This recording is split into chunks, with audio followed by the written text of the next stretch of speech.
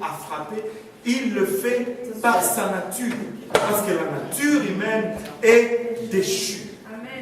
Et ça prend Christ pour restaurer cette nature. Amen. Tu ne prends pas à un enfant de mentir. Tu n'apprends pas à un enfant de faire le mal. Ce n'est pas ça. Ce n'est pas la société qui corrompt les enfants. Nous sommes la société. Nous faisons la société.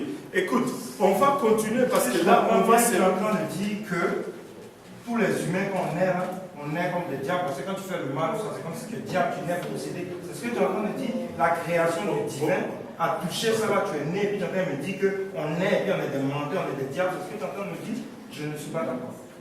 Comme tu veux, c'est bon. Mais parce que moi, j'observe les bébés, je travaille au métro, je vois les enfants qui viennent vers moi. Parce que quand tu penses avec le cœur, ça irradie, tout le monde le voit. J'en ai 4, les enfants. Ok?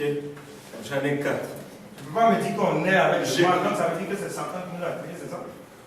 Parce que Dieu est amour inconditionnel, c'est dit dans ta Bible au moins 67 000 fois. L'amour, Dieu est amour. Dans Corinthiens 1,13, l'amour, c'est quoi l'amour? Parce qu'on veut être satisfait, ce sont les tous ceux qui sont ici là. Ils cherchent une réponse en eux, qui veulent être satisfaits, ils veulent comprendre. C'est l'amour. Mais c'est ça le C'est l'amour de Dieu qui est en toi. On ne peut pas chercher la réponse en toi. Tu dois chercher la réponse dans la vie. Qui a dit le royaume des cieux à l'intérieur du papier? Mais il faut qu'il rentre. Il faut qu'il rentre. S'il ne rentre à le Saint-Esprit dont tu as parlé, que tu n'as pas compris, les gens, oui, l'esprit. Mais oui, parce que si pourquoi j'ai besoin de recevoir le Saint-Esprit d'abord? Si je suis déjà saint à ma naissance, pourquoi est-ce que j'ai besoin de quelqu'un d'autre pour venir m'enseigner? Mais parce qu'il faut trouver celui qui va ouvrir la porte. Il est déjà là, tu as dit à la fille tantôt, je ne sais pas comment ça s'appelle, la fille, que Dieu il est partout, il est omniscient, il est omniprésent, y compris à l'intérieur de toi. Même dans ce qui n'est pas, il est partout. Il entend ce qu'on dit, il entend ce qu'on pense, avant même que tu penses, il sait déjà. Donc, quand il dit tape à la porte, depuis que bébé il tape à la porte, parce qu'on regarde à l'extérieur, à partir de 7 ans, tes yeux sont tournés à l'extérieur dans ce monde troublé. C'est une illusion que tu vois dehors. Tu comprends? À part la création du divin, tout ça c'est une illusion.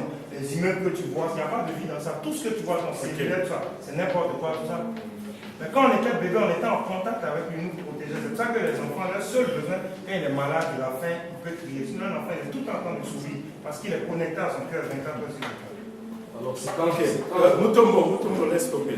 On doit retourner à ça, sinon on va aller nulle part. C'est ça. La Bible reste le fondement de cette étude. Nous sommes là pour étudier la Bible et c'est elle qui dirige ce que nous pensons, ce que nous disons, c'est la référence.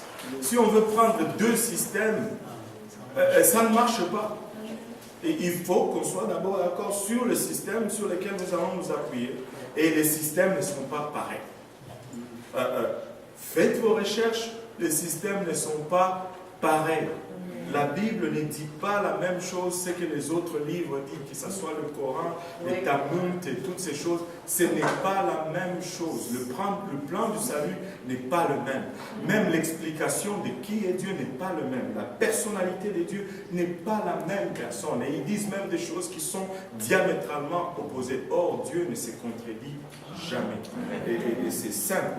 C'est très simple, il n'y a pas de complications à faire là-dessus. Mais c'est Dieu désire venir habiter parmi nous. Maintenant, s'il désire venir habiter parmi nous, c'est parce qu'il y a un problème. C'est parce qu'il n'est pas encore parmi nous. Parce qu'à la création, oui, l'homme était parfait, mais l'homme a désobéi à Dieu. Et le péché a brisé la relation entre l'homme et Dieu. C'est pourquoi nous avons cette nature déchue que nous héritons de nos parents, qui l'ont hérité de leurs parents, de leurs arrière-parents, jusqu'à Adam et Ève. La Bible nous dit que le cœur de l'homme est tortueux et méchant par-dessus tout. Qui peut le connaître? Le cœur de l'homme. On ne s'appuie pas sur le cœur, on s'appuie sur la parole de Dieu. Parce que le cœur doit être redressé. Et la seule chose qui peut redresser ton cœur, c'est la parole de Dieu. C'est la parole de Dieu. Si je me fie à mon cœur, je suis fini. Fini. Des fois, il est haut, des fois, il est bas. Des fois, il veut étrangler quelqu'un. Les cœurs. Ben oui. Mais cette relation a été brisée Et cette relation, maintenant, c'est ce que Dieu veut restaurer. Oui, Frère dit. Je veux juste lire un verset dans le psaume 58, verset 4, où il est dit « Les méchants sont pervertis dès le sein maternel, les menteurs s'égarent au sortir du ventre de leur mère. » Ça, c'est ce que la Bible dit. C'est pourquoi ça ne dit pas la même chose. Et maintenant, Dieu désire venir habiter au milieu de nous. Mais s'il va venir habiter au milieu de nous, nous devons arranger certaines choses. Parce que s'il venait sans que nous arrangeons ces choses, ça va signifier la mort pour nous. Et il donne le plan du tabernacle que nous avons commencé à détailler. Et le plan du tabernacle devient vraiment l'image de Christ à venir. Et c'est le seul chemin de restauration. Une seule porte. Maintenant, tu ne peux pas entrer par aucune autre porte. Jésus dit, je suis le chemin, la vérité et la vie. Et c'est là où on en était. J'étais encore au chemin. Je n'ai pas encore parlé de la vérité. Il n'y a qu'une seule vérité. Et Jésus-Christ est cette vérité-là. Hors de Jésus-Christ, il n'y a point de salut. C'est ce qu'il dit. Ou bien on le croit, ou bien on ne le croit pas. Mais moi, je crois à Jésus-Christ. Moi, j'ai choisi de croire à Jésus-Christ. Maintenant, si tu peux tourner, quand nous regardons maintenant le plan du tabernacle, c'est ça, au fond, le schéma, plus ou moins, que nous voyons là. La porte, la seule porte d'entrée, et nous avions aussi parlé de l'arche. Une seule porte à l'arche. Dieu reste toujours fidèle à ses plans. Dieu ne change pas. Il reste fidèle à ses plans. Quand tu regardes toute la parole de Dieu, il y a une constante qui revient encore et encore et encore. Une seule porte à l'arche. Et l'arche était le seul outil du salut pour Noé. Et non, le plan du tabernacle, quand tu regardes, c'est comme ça que c'était. Et le parallèle, la Bible nous dit que ces choses étaient vraiment l'ombre de choses à venir. Regardons Colossiens, 1 Corinthiens, on va commencer par 1 Corinthiens 10, 11. Si quelqu'un peut regarder 1 Corinthiens 10, 11. Un autre Hébreu 9, 8, 9. 1 Corinthiens 10, 11, je pense, si mes yeux sont bons. Oh, merci beaucoup. Oh là là.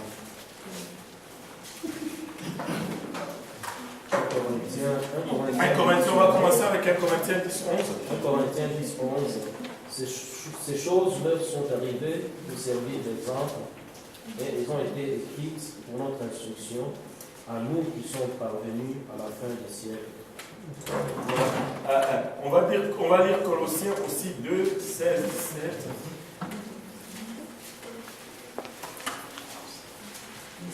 Les personnes d'entre nous utilisaient de manger de pouvoir les sujets d'une espèce d'une nouvelle vie qui était là.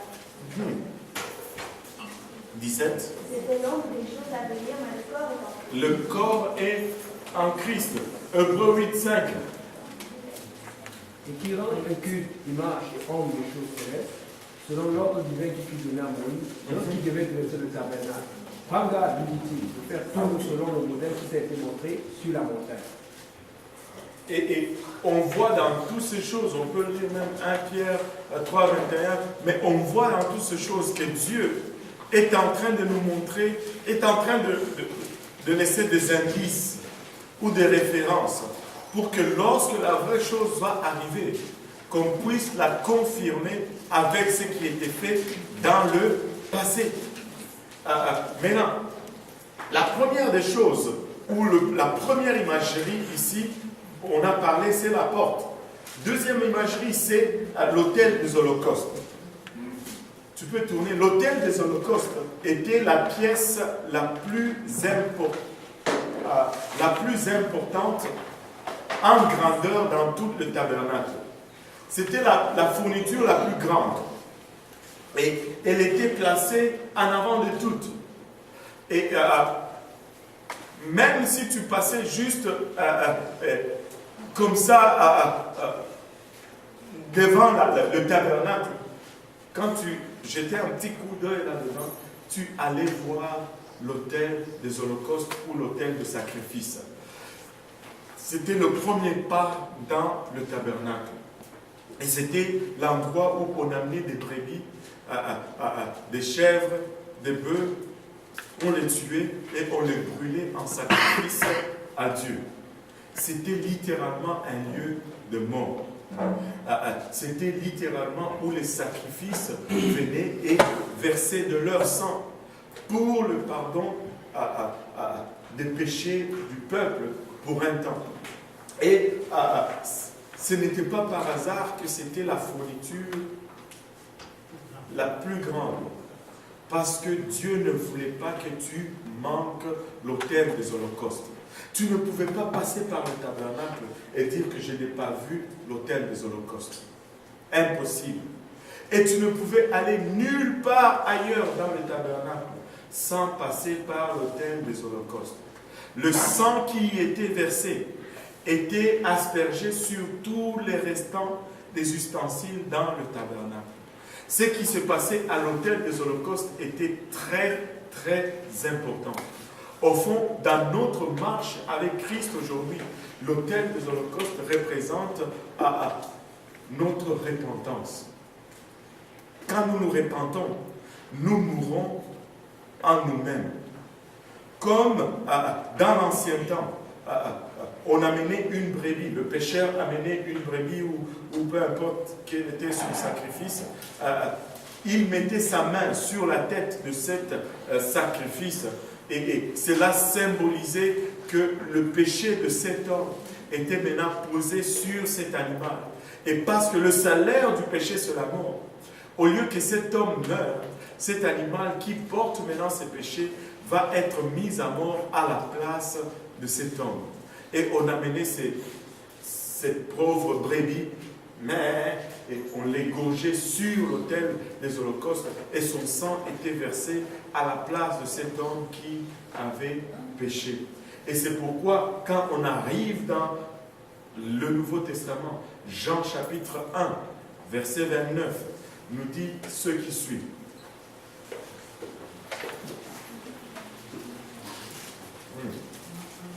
Le lendemain, il vit Jésus venant à lui et il dit, voici l'agneau de Dieu qui voici l'agneau de Dieu qui ôte le péché du monde. Qui ôte le péché du monde. Christ est venu comme cet agneau sacrificiel qui a pris nos péchés et il est mort à notre place. Mais nous, pour que nous puissions mettre nos péchés sur lui, nous devons nous identifier à lui, à sa mort. Et nous devons nous repentir. Sans la repentance, sans une vraie repentance, tout ce que tu vas vivre comme expérience spirituelle va être superficiel. Et très souvent, dans notre marche comme chrétien, notre problème va se situer au niveau de la repentance. La repentance signifie littéralement un demi-tour, un virage à 180 degrés. Je fais un demi-tour à ma vie ancienne. Je ne marche plus selon mon moi ancien. Avant, j'ai trompé. Avant, j'ai volé. Avant, j'ai triché. Avant, je buvais. Je faisais ceci. Je fumais. Mais aujourd'hui, je vois ces choses et je dis non, j'arrête. J'ai fait un demi-tour. Je ne mens plus. Je ne trompe plus. Je ne bois plus. Je ne fume plus. Je ne fais plus toutes ces choses. La repentance, qu'est-ce que la repentance signifie? Il y a toujours un mot avec lequel on confond la repentance. Et le mot c'est comment on dit encore? La confession. La repentance, ce n'est pas la confession, mais la repentance inclut la confession. On ne peut pas seulement s'arrêter à la confession et dire que je me suis repenti. Non. Quand